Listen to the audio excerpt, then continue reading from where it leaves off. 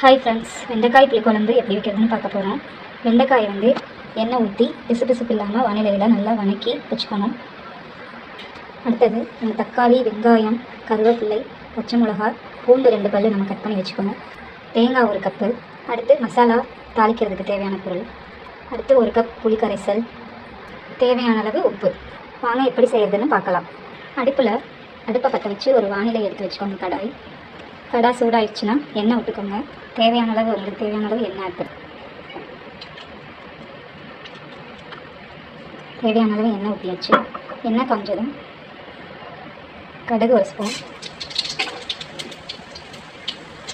வெந்தயம் 1/2 ஸ்பூன், கடுகு நல்லா பொரிஞ்ச உடனே கருவேப்பிலை தேவையானது, பச்சை மிளகாய், பூண்டு,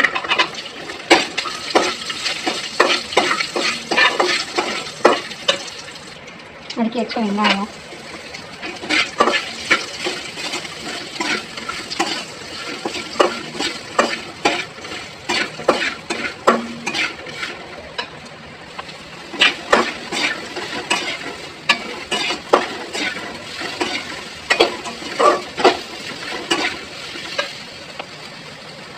ப்ரௌன் கலரில் வர வரைக்கும் வணங்கணும்.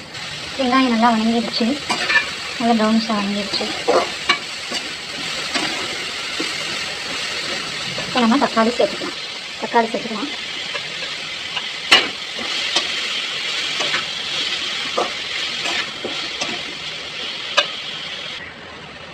சேர்த்துட்டு நல்லா வணங்குற வரைக்கும் வெயிட் பண்ணலாம்.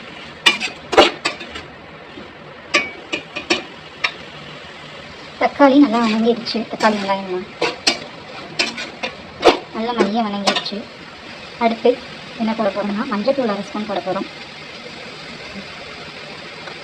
எங்கள் வீட்டிலேயே அரைச்ச குழம்பு மிளகாய் தூள் இதை 1 ஸ்பூன் போட போகிறோம்.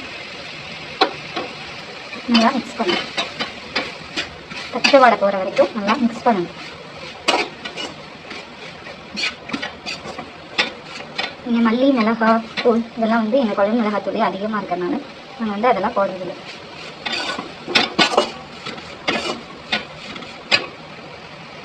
மசாலாவோட வாசனைலாம் போயிடுச்சு. இப்போ வந்து நம்ம வணக்கி வச்சுருக்க வெண்டைக்காயை இதில் சேர்க்க போகிறோம். வெண்டைக்காயை இப்போ சேர்த்துக்கலாம்.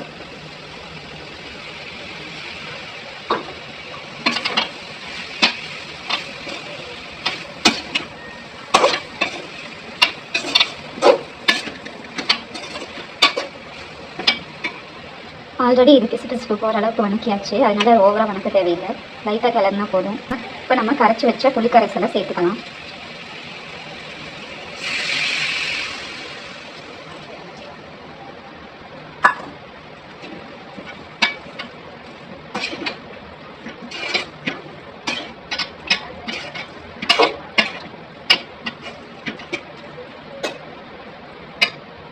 இப்போ தேவையான அளவு உப்பு போட்டுக்கலாம்.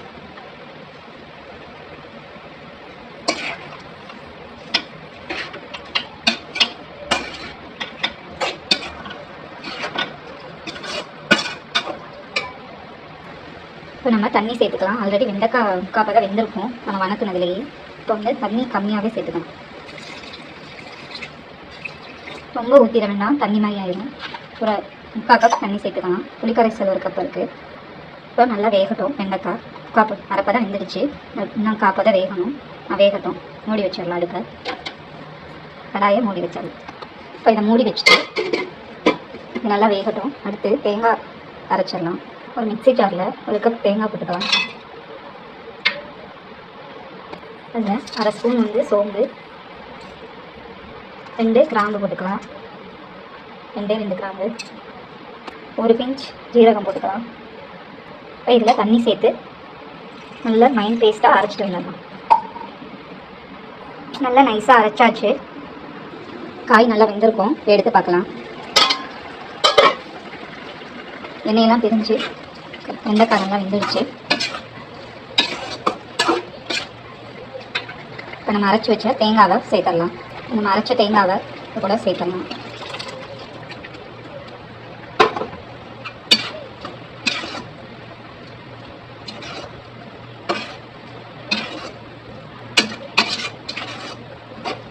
இப்போ நம்ம உப்பு காரம் எல்லாம் கரெக்டாக இருக்கான்னு பார்த்துக்கோங்க. உப்பு காரமெல்லாம் பார்த்தாச்சு. தேங்காயை லாஸ்ட்டில் ஊற்றுறோன்னா, அது முன்னாடியே தேங்காய் ஊற்றினா ரொம்ப தண்ணி மாதிரி ஆயிரும் குழம்பு, திக்னஸ் இருக்காது. தேங்காவை லாஸ்ட்டில் ஊற்றி ஒரு கொதி நல்லா மூடி வச்சு ஒரு கொதி வந்தோடனே கேஸ் ஆஃப் பண்ணிடணும். ரொம்ப நேரம் கொதிக்க விடக்கூடாது, குழம்பு வந்து தண்ணி மாதிரி போயிடும்.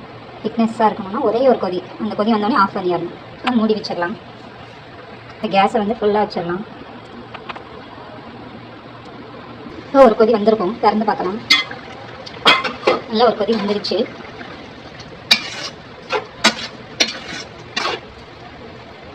அடுப்பை ஆஃப் பண்ணிடலாம். இந்த குழம்பு வந்து நைட்டில் சாப்பிட்றதுக்கு நல்லாயிருக்கும். பகலில் வந்து நிறைய வேணும், அதனால் அரைச்சி ஊற்றி வச்சா தான் நல்லாயிருக்கும். இது வந்து அரைக்காமல் ஊற்றி வைக்கிறது நைட்டுக்கு மட்டும் ஒரு வேளைக்கு. இது வந்து 7 பேர் வரைக்கும் சாப்பிட்லாம். அந்த குழம்பு டேஸ்ட்டாகவும் இருக்கும். எங்கள் வீட்டில் நாங்கள் இப்படி தான் செய்வோம். பிடிச்சிருந்தா லைக் பண்ணுங்கள், ஷேர் பண்ணுங்கள், சப்ஸ்கிரைப் பண்ணுங்கள். தேங்க்யூ.